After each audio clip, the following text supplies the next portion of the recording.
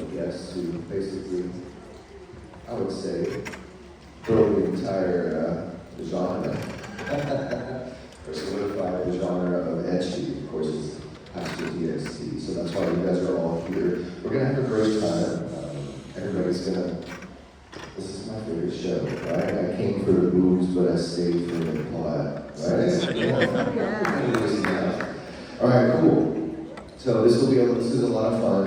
These ladies love this show, and you guys do too, or you wouldn't be here. Of course, I'm Mr. Daddy. It's glad to be your host. So let's get some people. Let's get the ladies out here. All right, first, let's have the deadpan murdered gremlin that has a cat fetish and zero patience for bullshit. It's Quineko to show herself. Miss J. Saxton, everybody.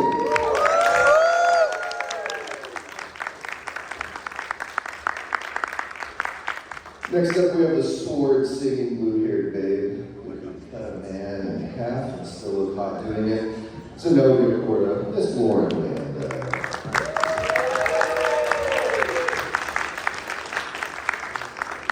And then we got the demon royalty, chaos incarnate, and certified spicy troublemaker, Rial Phoenix. Brittany Karbowski, everybody.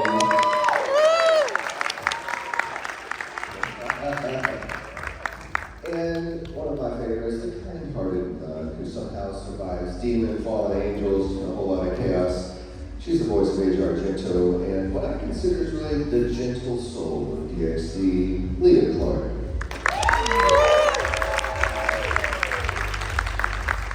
And finally, the queen, the crimson goddess, the walking definition of big titty anime girlfriend. It is Rhea Scrimming herself, and the AR director.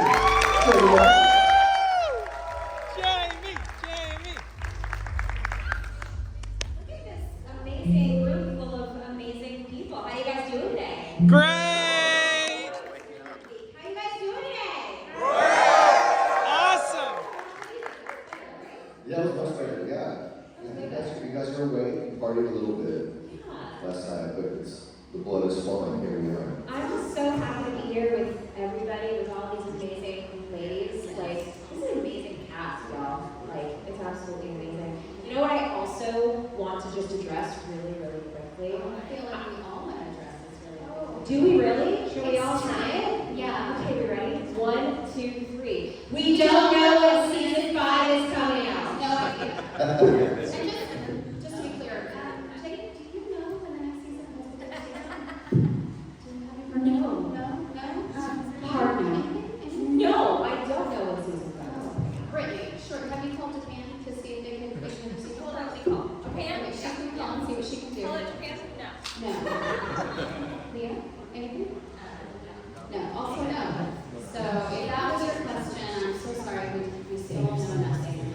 As you can see, we get asked that a lot. Since the very first season, the number one question I get asked is when is the next season? It's just been like 8 years at this point. I'm like, I don't know. I still don't know. Nobody can know. It is forbidden. So yeah, that was your question. You guys have not thinking about it. So, okay, ladies, when was the first time you guys realized this was not a normal show? My first session, probably. I was like, oh wow, there's a lot of movies in this. Okay, that's pretty cool. And by the way, one of my favorite things to say to people when they come up and they get a Zenobia print is I will always ask them, you watch this for the plot, don't you? More often than not, people actually do. They're like, actually, I watched it for the movies, but I stayed for the plot. Liars. You know? You can't prove it. Watch for the boob, stay for the ass. You know what I'm saying? Hey everybody, it's Monica. Monica!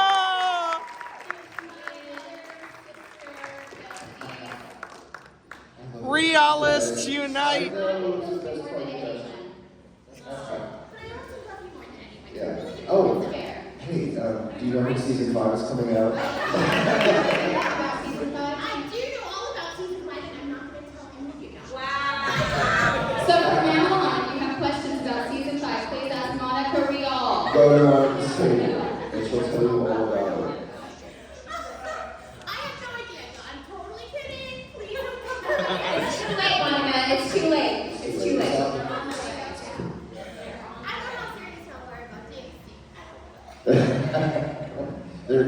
serious. This is the kind of, okay, so we were talking about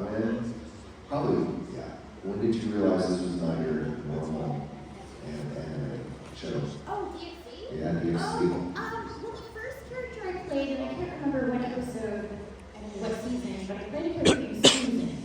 And Susan is an exchange student who is stuck in a giant samurai outfit. Yeah, and so I was like, well, this is not normal. I was like, okay, well, this is fun, but it's anime. You never know what you're signing up to do. But then when Venerana came along, I was like, I'm an MILF. And it's always fun when Jamie and I get to act opposite each other, and she's gotten with my mom before, so I think this is my first time even meeting her. So that was nice. But yeah, it's a great show, and I really loved watching it through her. We all interacted with Rias and how much that this character means to her, but also to you guys. It's been really, really cool. Of course. You'd be nice to my daughter. Right. So I was the lead writer on the first 3 seasons, so I already knew what was coming along, but I will say that at the time, and Monica can vouch, Leah too, we had a lot of ecchi shows coming through all at once. It was weird, right? Really weird. Yeah. And I got just one after another, after another, after another, and so I was in charge of writing this one, and I was like, this is, whatever, I wonder why. And then as I get into it, I was like, oh, this one's got way more story and it's way more detailed and intricate. And so we had a lot of fun with the characters, and I wanted to make sure they all were individual. Sometimes that translation comes through pretty flat, and everyone sounds the same, so I wanted to make sure that everybody sounded very different and unique. And I thought, honestly, when it came out, I thought I was going to be anyone because Akano, because Psycho was my thing at the time. And then Colleen cast me as Rita, so I was actually very surprised that I was Rita's. I had to dial down crazy, which is not easy. But yeah, right when I was just writing the script, I was like, oh, this one is different. But as far as a movie show, we had been inundated with lots of them for a while. So I think this was like kind of a breath of fresh air in that it was one that didn't feel like the others. It felt different. It felt like it had more going on too. And it was fun in general. Did you have to do any parts where you guys had to say, you already said what? Or you just roll with it? Yeah. Yeah. 9 times out of 10 too, the things when people are like, you had to say that, I'm the one who fucking wrote it. So. Show, but she wrote the best line I've ever said. And it was, "Pet man Hyman." And it is from DxD. It's a different show, but Jamie wrote best line ever. I took a picture and sent it to my husband. And I was like, I got paid to say the I other. got paid to say that. That's great. No. After our meeting, we're having.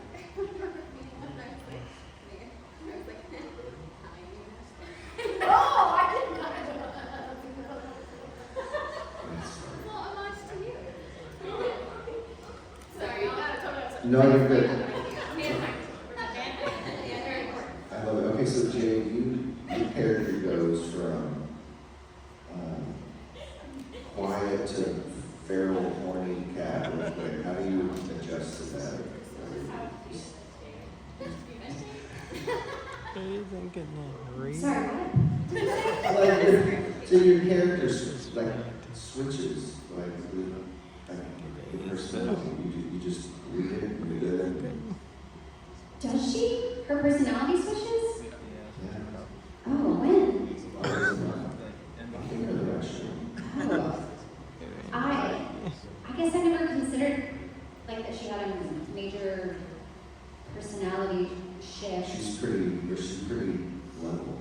I mean, she just gets, to say some of the coolest things, and she's always just like very sharp-witted. Again, that Jamie writing, like, so fun, and it was also one of the first, or maybe the first character where I ever got to do that type of like flat-toned kind of. Yeah, that was. Like this second period kind of Second thing. period. Which is funny because like I read her story. Like I had when I was writing her, I had you in mind. Well, that's amazing. I love that. Same thing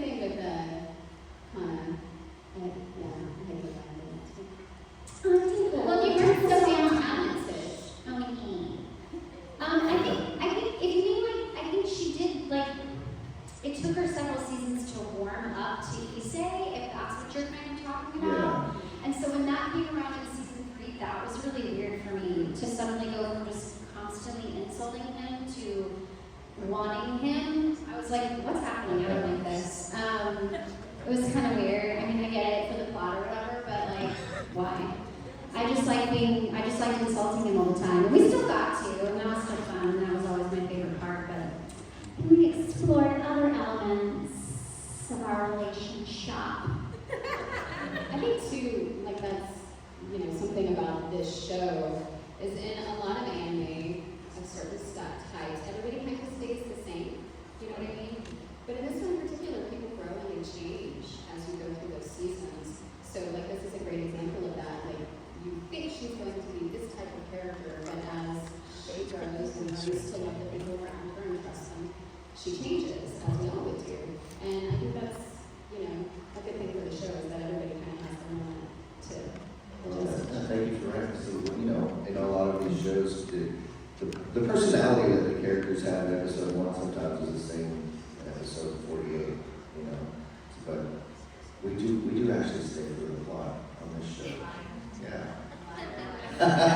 It's not the jiggle physics of pregnancies. I feel like people want to watch DxD for DxD, but there's other Ecchi shows we've done where you're definitely not watching for the plot. I was thinking more about Mermaid, Valkyrie Drive Mermaid. I'm still traumatized. How are you doing that? Because we all thought we were going to get to be mermaids, and then we got lied to. It was a lie. That's the show where people like whisper to me, "Are you in this? Are you silence for you?" And I'm like, A little traumatized because coming off of Me Too and Watching, which is in Ireland, then we were in that show, and she and I have a love scene together, which was very awkward because Jade was already in there. So You're welcome. You're the other person. But I also learned when I had inverted. Oh yeah. Really? Yeah, my character had inverted nipples, and they were like, and it was like a whole nipples. Inverted. and I didn't know it was me until It was like me. But y'all were like banging. Yeah. No, you're kidding. That's why. Like full blown. I mean, they don't show the whole bang, but they show a lot of what's happening toward the bang. Okay, Ecchi, Cinemax. It's a Cinemax. Yeah, it's like Skinemax. That's kind of suck hearing like your friend and it was very interesting. Yeah, it's awkward. I feel like we're closer. You see what happens when we're all on a panel together? This is what happens. Well, this is why you guys came, right? Yes.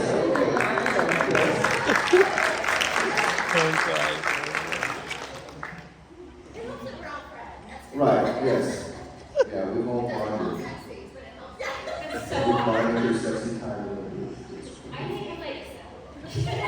think it's like Well, let's do some fun, really quick. Let's do some fun, like, we are quick. This is fun. This is more, yes. Not that this isn't fun. This is fun. This is fun. What is Leah is painting her nails, by the way. what do you guys think is a, Sorry, Josh. yeah, no, what do you guys think what is it not your character, but in DxD, what's a character that is freakier than what fans think?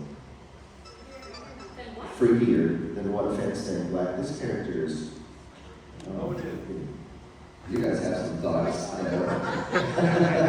What do you guys think? Freakier. Or you think they do pretty well? That's good writing right there. Everybody, I think all the characters are a little freakier than they actually think. That's what I think. that's true. I think that the fans have a real good sense of how freaky everybody is. Yeah, No secrets. no secrets. Yeah, like y'all have an idea how freaky everybody is, don't you? Yeah. Who's the freakiest besides Akino? She's definitely the freakiest. Like, we all agree that, right? Is the Akino. I'd say Zenobia and Anita. Zenobia! She's always trying to get pregnant. Really, I think. I don't know if I think it was Zenobia as a freaky. Are you fucking kidding me? to other characters. I want to have your baby. It's like, it's not freaky though. Freaky. You don't And she think always wanting to has give burgers birth to on a hand. stranger's child ain't freaky? It's freaky, but I guarantee you that stranger's freaked out the second you're like, I went under. I think Lauren Landa is freakier than we think she is. oh, I think it depends on what we're talking about when we say Yeah, what's your definition of freaky? Because I This is think clarifying questions, right? you said Zenobia and who else? Irina. Angel. She's the angel. Yeah. She was originally one of the executioners with I remember Zenobia. that, Yeah. Yes. Any other thoughts? Valkyrie. Oh, Rosswise? Yeah. Yeah, she freaky. Yeah. Nausea? She's an inner freak. She just has to find it. I haven't watched the show, but does Chris Sabat play any characters on High School DxD? Because that would be the creepiest. That would be the creepiest. Will you show what Christopher Sabat looks like? There it is. Sabat is here. And he'll be in the room. What I love about his lines is because his lines are insane. If you've been to a convention where he is insane. People wait hours, which is so funny to us because like he's such a nerd. But he'll be with these lines and it's, a lot of Vegeta and a lot of this and that and the other. But then every once in a while you hear him go, boost! Always thinks too much. If you've been to our Expo burlesque shows, we have the running joke, right? When the stage kittens come out on stage, what do we all yell? We yell boost. Yeah. Yeah. We did a DxD theme burlesque, and all of the girls were characters, yeah. Have you, Josh, at any of the burlesque shows for Ecchi, have you had any, I really don't know, have you ever had like a DxD theme for the burlesque show? Yeah, that was one of them. Yeah. Really? Yeah. You need to bring that back. I know, right? Shameless plug, go see Lady Great Cabaret tonight. It's wonderful. Okay, Art, that's a good question.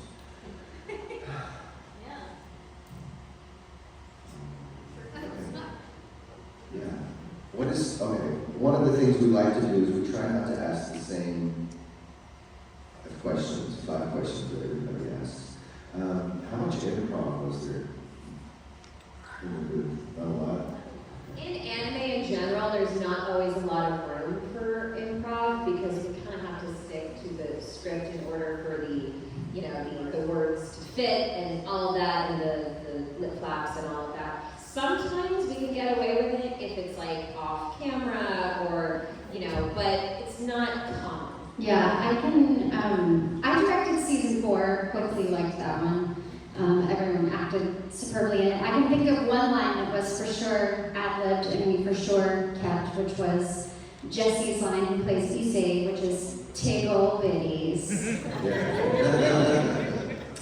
There was that one, did it get kept in there with if she says, my precious, I'm gonna lose my shit? Is that kept in there?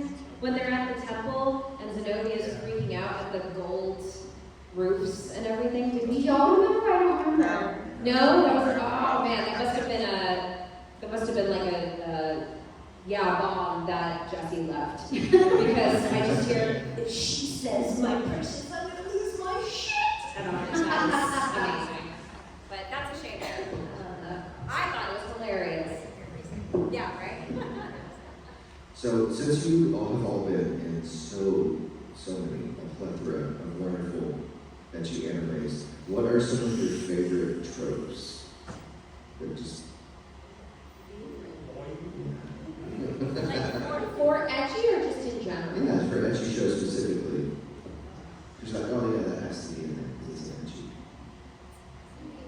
I know there's so many now. There's a lot. Yeah, now that you think about it, there's a lot. Yeah, I think it's a multiple choice. The beach episode. Okay, I know that there's, in Ecchi, there's the whole step sibling thing, that's a trope. Right. Step sibling, that's a trope. Or Or because it's anime, you never know. Stepsisters only need it. That's a trope. It's like the 100-year-old entity being looking like a kid. Is that a trope? Yeah, the 400-year-old. That's a favorite. pinnacle of Marcus. That's why, honestly, like the first When I got invited to an EtchiCon, I was a little worried because I'm like, in all the Ecchi shows, usually, other than this one, I played the young one that's actually like 600 years old. And I'm like, oh God, are people gonna bring me a bunch of pictures of little kids? So thankfully, you guys have been amazing. So I appreciate it. Thank you all. But yes, I'm normally the one that looks like she's 10, but is actually, 500. Okay. I feel like in all the Ecchis, I always play girls that have no titties, so they want them. oh, And I feel like that's rude. It's fucking rude, I'm tired of it. They want titties, but they have no titties? Oh. In all my shows, I've to say I have never once in my entire career had any issues playing girls with no boobs. I always have Oh, you don't, you always have no not boobs? No, clearly. But I'm saying. Exhibit. What?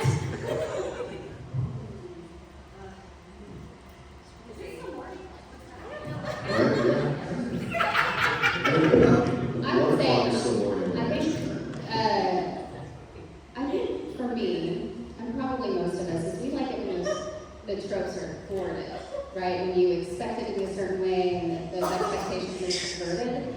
As I think people who work in the arts and work in storytelling and stuff like that, when that happens, it's more exciting for us to have something a little different and a little less expected. A trope is fine, but as long as we keep it an exciting trope, not the same old, same old. And I DxD that stepped out of the same old, same old. I don't know. Sometimes I feel like I don't understand what a trope is. But I like, is singing in animes a trope? I don't know. Is that a trope or is that just something that happens? But I will say that I like it when that happens. I like it when I get to sing and I like it when there's songs. Did you write Grab and Dragon? No, Tyson right there. Tyson, who plays his friend, His one of the friends with the one without the glasses. Yeah, so Tyson, oh my gosh, anyways, that was a fun one. And then it returned, it had a reprise Yeah. in season 4. That character that he plays is based on a person we both know. And you might, we can talk about it later. So I thought it was really funny to make fun of this person. And Colleen, I think, initially had cast someone else who didn't quite get the flavor, because he's got some flavor, right? And then Tyson was going in and he told me that she was trying him out on this role. I was like, oh, it's just this person. And he was like, got it. And then it was great. It was really funny. These are the fun things you get to do when you get to adapt the script. It's like, who do I want? It's an homage. We're not mocking him. It's an homage. Sure. I will say something that is totally off topic, but something that's really special about DxD is that, with Ecchi shows, you never know if they're just going to stay within a certain particular fan group, or if they're going to, expand into not mainstream, but if it's going to have a huge audience. And everywhere I go, as far as events, conventions, all of that, I meet a DxD fan. Like, DxD is pretty huge. And when I was first cast in the show, I was not expecting that because Ecchi shows don't, again, it depends on the show, but there are some that get huge, audiences and others it's not so much, it's a little narrow. But everywhere I go, there's so many fans of DxD. I think that's pretty cool. Yeah. We appreciate you guys. Yeah.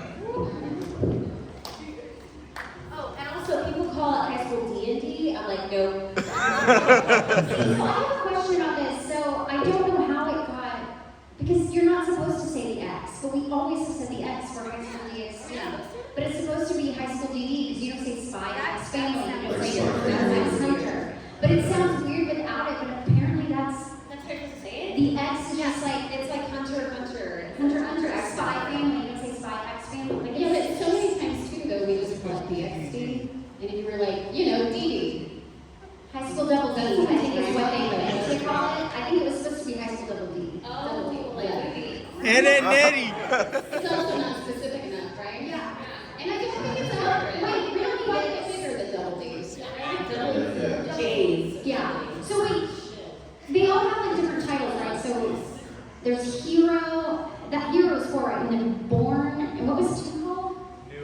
New. So, but Born, tell me if this is true or not, because who directed season 2? Was that Chris? Whoever it was, or whoever did it, but like, does that mean something? Because I was always told it meant something. DD. I was told it meant butts or nipples. But I don't know if that's true. Bye.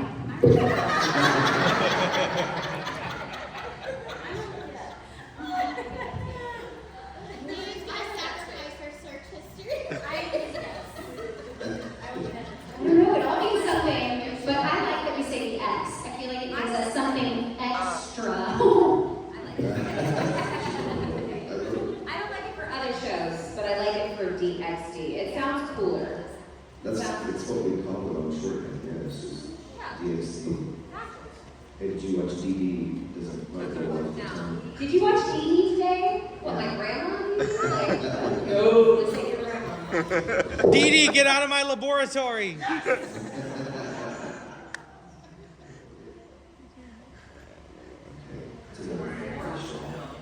Oh, let's do a real quick one. Is your character a top or a bottom?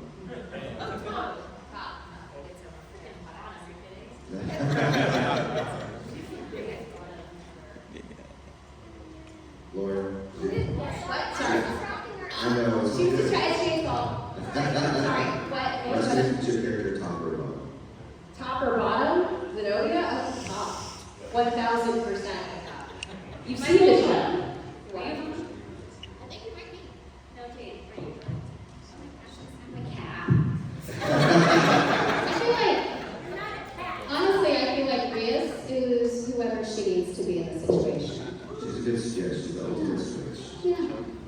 She's a team player, is what I'm saying. The thing about Zenobia is I feel like she's too controlling to be a bottom, so she would absolutely be a top, like 100%. I mean, have you seen Isa? That is unless Rias said not to be.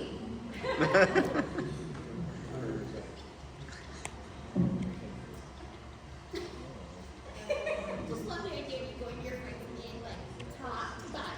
You're a bottom today, and Zenobia would be like, no, I'm not. I'd be like, ma'am, you're a bottom. I don't want to hear any lip. I do, but later. Okay. There are so many spicy, amazing moments in the show. Do you guys have one that particularly stands out to you that you're like, oh, this is... My favorite spicy moment goes along with my favorite reaction. It's my second favorite reaction of any anime ever. It's my first favorite for DxD. And it's when he finally gets to touch her boob when he pokes it. And she goes, so funny. That's my favorite. It made me laugh. My favorite is probably an obvious one. It's you say I want your babies. I consider that a spicy scene because she gets all naked in front of him. Naked. It's like we're doing this, right? It's not even like it's not even romantic. It's not even perverted. It's just oh, we're doing this. This is a business proposition. It's like okay. So. When I saw Jade's character a little dizzy and she says Kentucky Fried Chicken. Kentucky. I just like Kentucky Fried Chicken. That was fun. One that I kind of can't really go with. Yeah. Yeah. It also sounds delicious. Well, I know you guys have lots and lots of questions. So you guys cool with some Q&A? Yes. Okay, cool. I'll come down with you guys right here. Of course, we already know. If you want to know about season 5, ask Monica. He'll come to you, love. I think you should sit.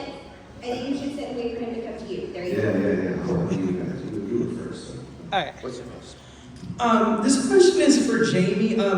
Which one of your characters do you think would win in a fight? Rias, Junko, or Panty?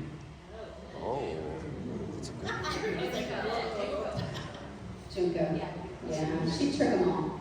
Whoa. Nancy would be distracted by some dick. Rias would be trying to make everybody get along, and then Junko would fucking kill her. So, Kamakura, yes, queen. I love that. All right, next question. For all you guys, all one people. Season 1 and 3 or season 4 animation level? Earlier season animation or later season animation? I am a big fan of the earlier animation. Me personally, I like the colors more earlier. I like the bigger mirror in the earlier season. I don't love it flat on the side. Like, that's just a personal preference. That's in real life too. The bigger the better, closer to God, all that shit. But if you don't know, the reason that the 4th season is different is it's a totally different studio. So the studio that did the first 3 seasons, I believe, went out of business, and so we're going to have another studio. Now, I am fine with that animation if they bring it back. Let's have more. That animation is a delight. So that's. But if I had to prefer, I would prefer the first. I didn't have much, too many gripes about the Switch, but the eyes bugged me, and I think they changed some of the characters' eye colors, and that threw me off, so that's why you gotta do that? I don't know, but yeah. We were used to it. Right. I don't like change unless it's needed.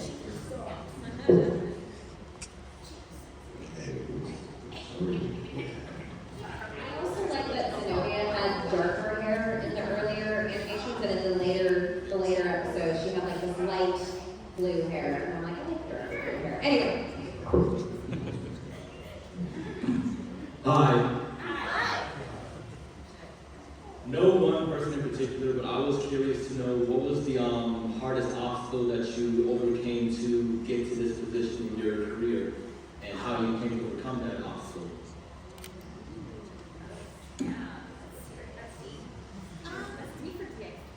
I think for me, growing up, my biggest obstacle being an actor was my voice, believe it or not. So when I found anime, it was actually everything opened up, and I'm like, oh, maybe what's this voice? Because I've spent my whole entire acting career hiding this sound, so it was kind of nice to come to a place where it's like, oh no, that's what we want. We want your weird ass voice. Scream into that microphone. I'm like, are you sure?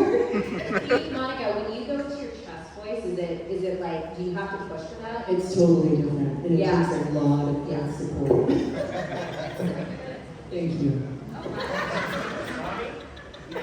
I'm hurt now. That's weird. I didn't. The first show that Monica and I did together was First Angel, and her character sounds like that. We're love interests, it's whatever. Yeah, so I did not meet her until we did the extra feature in the final episode.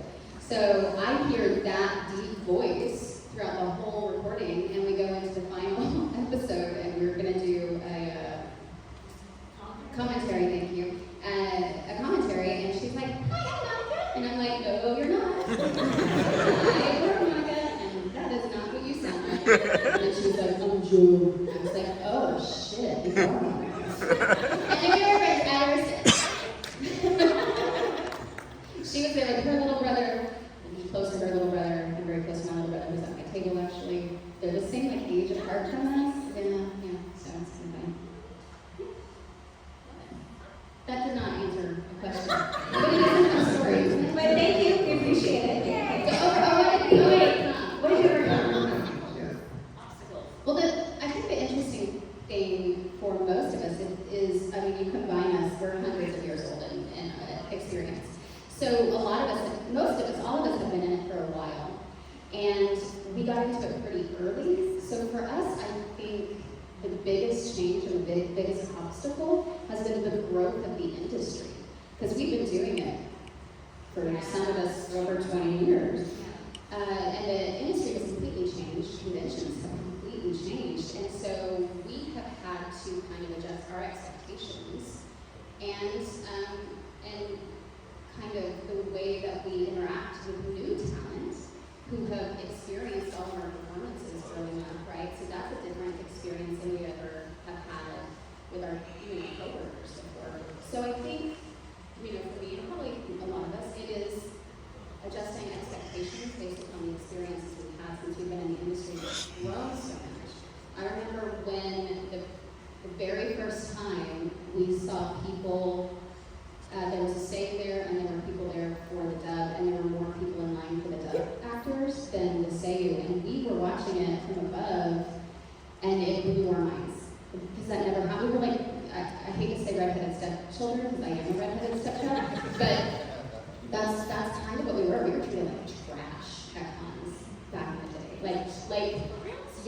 Like at Comic-Con, they would have a green room for the talent, and then they'd have a green room for us, and they did not want us talking to the real talent. That's what we were told. Unless you're me, and then you get barred. And then you just do it anyway. Just do it anyway.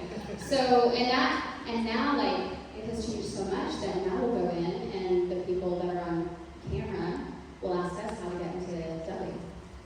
It's wild. It's wild. So I think that change is taking a lot of adjusting. So weird. Thank you. That's a good question. Thank you. First, did you still want to know what DE meant in high school DxD? Because I actually know that. So that one has an answer too? It's not double D, what is it? No, Dreaming Dragon. It refers to Great Red, who is the dreamer. Dreaming Dragon. Dreaming Dragon. That is a missed opportunity. D and D, like, Yeah. sorry, high school, double D is way better.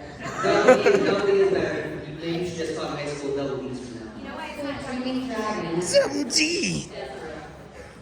That's so maybe like Dragon X Dragon. Well, so Double Dragon. it refers to Great Red. Do you know the chant that he uses for the Juggernaut ride? He refers to the dreamer, which is Great Red, the dream dragon, the one that's like kicked Orpheus out of the void, and he's like the The greatest. lore goes deep. Yeah. The lore goes deep. It's not just double like- D's. But my question was, when you were doing between seasons 3 and 4, did any of you notice any discontinuity between the stories? For me personally, it was so long in between the seasons, I think, right? Do you remember? Does anybody remember how long it was between seasons? Jamie, do you remember how long I it was was? talking about egg bites from Starbucks. I apologize. Oh, the egg bites are really good. The guava and bacon ones are the best. Between seasons 3 and 4, do you remember how long it was between recording the scenes? Do you remember? It was a little while. So Several years. Okay. That's what I thought. Yeah. So I don't remember what I had for breakfast, right? So So it was not egg bites. it was not egg bites. No. I wanted it to be. Because We could get this happening. I had a dream. You guys are talking about dreams. Dreaming Dragon? No, a dream of egg bite. That they had a mozzarella tomato one, like a Like a pizza one. Yes. Ah. Exactly. And so I woke up and I was gonna order Starbucks and they didn't have one, and that's when I realized it was a dream. But you can still get egg bites though. Yeah, I know, but I really wanted the mozzarella. It's not the same. Anyway, I didn't have that for breakfast. That's all that means. Sorry. This is what you get when you get. Did we? No, The question we're here for was. the chaos. Yeah, it's pure chaos. The question was, do any of us remember or think or notice any discontinuity between seasons 3 and 4? Well, I mean, they retconned the ends, right? They went back and retconned the end of 3 to read, and that was to stay with the light novels, which I like. Yeah, maybe that's a good idea because then we can keep making them. But then, of course, we could. So I think that's a good idea. There were some other changes that were made, and a lot of those were from the Japanese studio. Some of it was because there was a new person adapting it. I didn't have anything to do with the adaptation for 4. So there were some changes based on who was writing it. But I don't know what the movie rule was, but previously the movie rule was you can only say movies once per episode. Otherwise you had a different word. And I had a cheat sheet that we shared amongst the writers of how many, did we use sweater puppies in the previous episode, and we can't use it in the next episode. So I had all these different words for titty that were on our file, yeah. So I don't think they did that. Right. Yeah. Yeah. Just in case. DxD, the thesaurus. I think it's always these moves. There's a lot of I just had a really good idea. Apparently. It's a kidsaurus.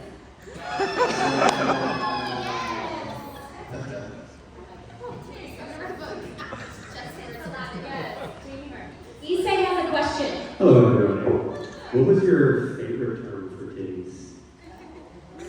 That's me. What is it? Kidsaurus? Tis what? Kidsaurus. But what's your favorite word? My favorite word for tits or boobies? I mean, boobies These are fun.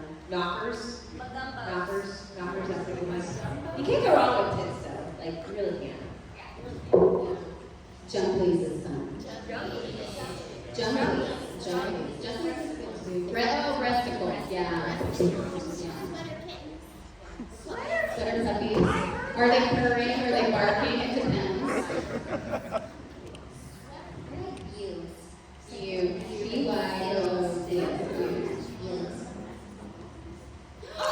Yes. We were on. No. Okay. So we were on a. Oh my gosh, she's driving me. Panel. There was someone came up and they were and I think they had been dared to ask a question and they underestimated who was on that stage. And they were like something about mommy milkers and I was like, what? And they were like, mommy milkers. I was like, mommy milkers? What is that? Are you talking about tits? And they were like, they ran off. They ran away. And I was like, don't try to embarrass me to run away when you can't handle it.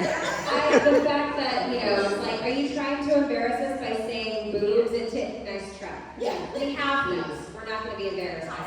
Yes. Also, you have no idea what I've said in my lifetime. But yeah, that was really good. And what I've made encouraged other people to say. I think mine was a line from an early, it's from Eric Vale. Eric Vale calls them fun bags. That's definitely What about you guys? Did you have a fun of your favorite? Did we say them all? Jugs. What was yours? Chest pillows. Chest pillows. And what was yours? I didn't hear it. Bazongas. Solid work. Soft, solid work.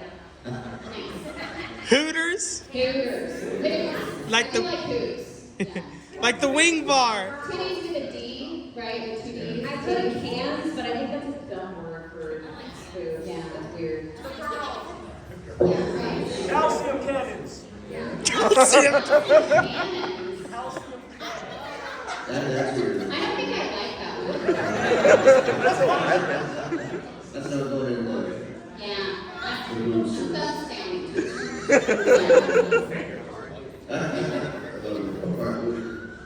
Let's try to keep the chaos going.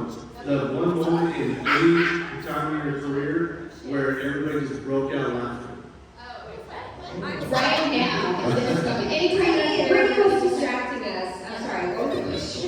Anytime Brittany's around, we break down laughing. That's a fact. So anytime in your career where you've broken down laughing. I will say one that pops into my mind is standing and stopping. I was also the leader on that one. People ask me all the time if I'm embarrassed by the things I say. I'm like, I fucking wrote most of this shit, so no. But there was one that Joel actually did improvise where he's running away afraid of something and he screams Helena Bonham Carter. I had to take a break. I was laughing so hard. He just is like, Helena! And he's running away from something. And it's Joel, so it's hilarious. Oh my god, that killed me. It was so random because you were like, what the hell? It's great. It's great. Yeah. Other times? What was the question? What's a time in your career where you just busted out laughing? Busted laughs. Yeah.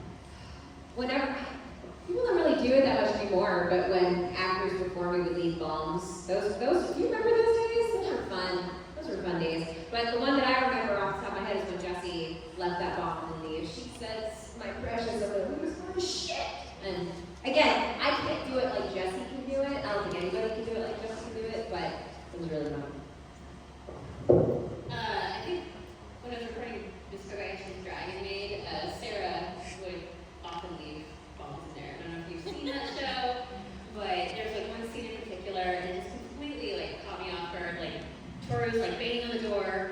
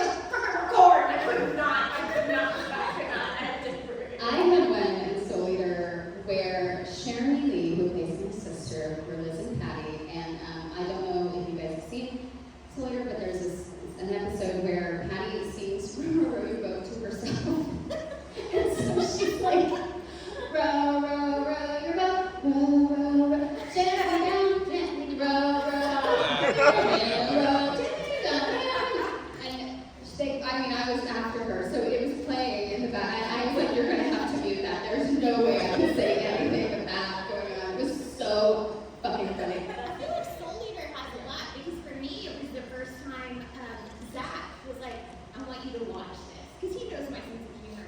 And it was, Troy hadn't recorded yet. It was just Excalibur in Japanese, and the whole going to California. I was like, oh my god, what is that?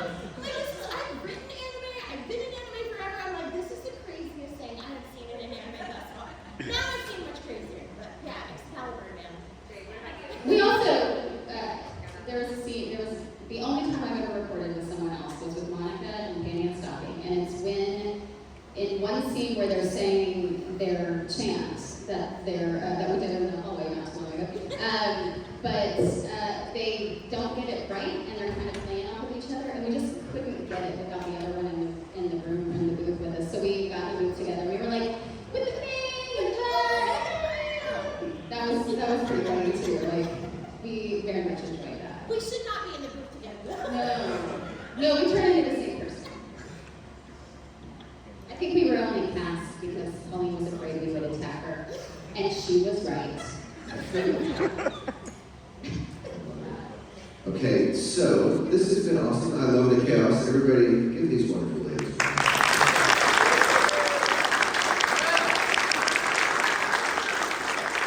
And thank you all for so many years of amazing memories and laughs and giggles. Thank you. Round of applause for Josh, everybody. And Josh, do they know about the photo ops today? That's what I'm going to say. Yeah, what a great segue. Hey, we have a very exclusive DxD photo op at 3 o'clock at the Marchi. So if you want to get a photo with these lovely ladies specific to DxD, our photographer will have them printed on site. So you'll get them to pay. Just go to the website where you buy your ticket, click the very first one. It's High School DxD photo op. So it's at 3 o'clock. So in between now and then, I've got to feed these wonderful people some lunch. And then they're going to come back out. We're going to do a photo op. So if you've never had a photo op with these ladies, now's your chance. I know, yeah. Not very often. So it's another one of those only at Ecchi rules. And then once you get the photos printed out, you can come and get them. Come and get them signed. Yeah, put it in a frame. So at the last time we did a photo op, I think it was Orlando. Yes, where we were. it was. Yeah, It was someone the was first like, I'm time. going to take this to my wall. And I was like, don't do that. Yeah. Okay, so just in case, I don't know if any of y'all, did y'all bring protectors? No. So just in Sweet. case, I do at my table have 8x10 protectors. So if you need a protector for your photo, we have like 5 Yes, yeah. And it comes with a free clue about what happens in season 5. All right, one more time, the ladies.